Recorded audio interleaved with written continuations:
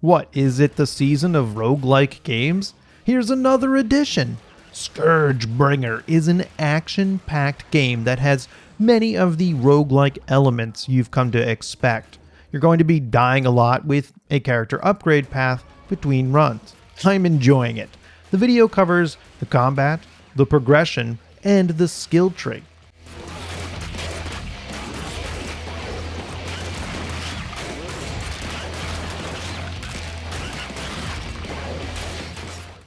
My favorite part of Scourgebringer is how dang fast you can move. It's a blast to bounce around the tiny battle arenas. That speed can kill, and it catches up with me often. The game is fast and must be one of the fastest roguelike games I've ever played. At first, I was very timid trying to stay safe, but the best defense in this game is an even better offense. The game gives you an almost unlimited amount of movement in the air. It seems possible to play without ever touching the ground, mostly because swinging your sword is like flapping a set of wings. As long as you're swinging, you'll glide down to the ground. A double jump and dash round out the movement abilities, but unlike most games, the dash doesn't protect you. It's a scary thought since we live for the iframes. Without a dodge, how the heck is anyone supposed to get through this game? Have the developers ever played Dark Souls? But the best way to dodge is to attack. Defeating the enemies before they can attack is optimal, but not always possible. You do have a slower attack to stun the enemies. It comes down to killing as many enemies as possible until they have an exclamation mark and then stunning them to finish the job. It's challenging, but if you nail it, the feeling is amazing. Flying around a room destroying everything in your path requires a ton of concentration. So when you're done, you get a short break before you have to do it again. The game has great pacing by giving the player breaks between this intense combat. You do get a gun, but it's hard to use for a couple reasons. First, it's hard to aim. I can't quite figure out which stick is the direction it will shoot in. It's not a proper aim. I might be missing something here. I'm sure you'll let me know. Second, it's hard to remember to use it with everything else going on. My instinct is to jump into the enemies quickly, not to shoot from afar. The gun is powerful too, and it seems like something I'll have to master to get far into the game. The bottom line here is that the combat is the foundation of the game. If you think the combat looks exciting, then you'll want to pick up Scourgebringer. Anyway, you're playing a powerful warrior, the final one to save all of humanity. The goal is to fight through everything, of course it is. The story is good enough, and some of the characters are intriguing. There's more than meets the eye, and no one seems to know what's going on. You can collect computer logs along the way to clear up some of the mystery. Whatever it takes to hold this game together is fine with me. The level is made up of a bunch of rooms you are locked into until you destroy all the enemies. And there are plenty of enemies. In fact, the game throws multiple waves at you. The screen will become filled with enemies and bullets. Scourgebringer doesn't let up. Exploring all the rooms has its benefits. First, you'll want to find the Altar of Blood. Standing on the pillar allows you to choose between 3 different upgrades. Keep in mind the upgrades only last for the current run. They're interesting and generally pretty helpful, although not always in the most direct way. For example, slowing down all enemy projectiles by 60% while standing still on the ground. You want me to do what now? Standing still seems like a death sentence.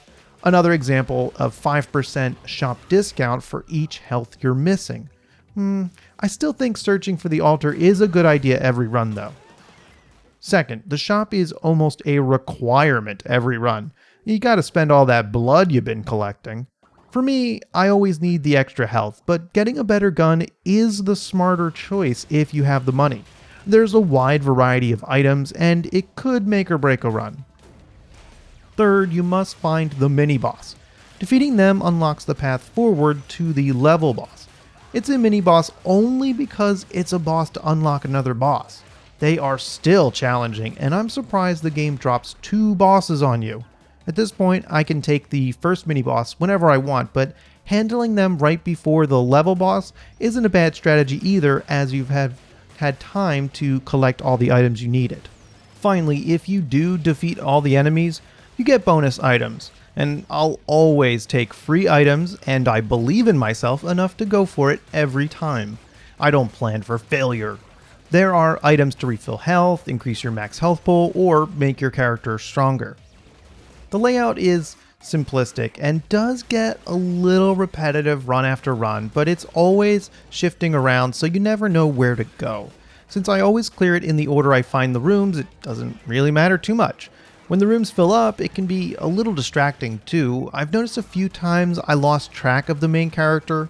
It only happens about once per play session, and slowing down a little can be a good strategy if there's a place to hide. I'll clear one side of the room quickly and then work my way around safely to the other side. The game generously blocks bullets with every platform, so there is a way to make it more manageable without sacrificing the point of the game. Also, most of the game is about memorizing what an enemy can do.